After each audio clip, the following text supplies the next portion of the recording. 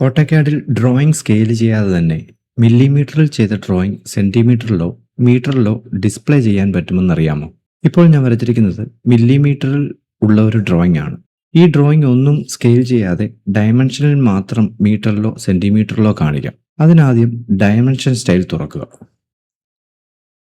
Modify click ചെയ്തതിന് ശേഷം primary യൂണിറ്റ്സിൽ പോവുക. ഇവിടെ മെഷർമെന്റ് സ്കെയിൽ എന്ന ഭാഗത്ത് നോക്കൂ. ഡ്രോയിങ് മില്ലിമീറ്ററിലാണെങ്കിൽ സ്കെയിൽ ഫാക്ടർ 1 ആയിരിക്കും.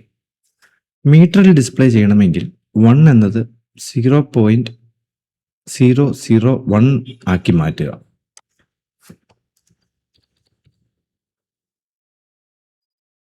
ശേഷം ഓക്കെ കൊടുത്ത് ക്ലോസ് ചെയ്യുക.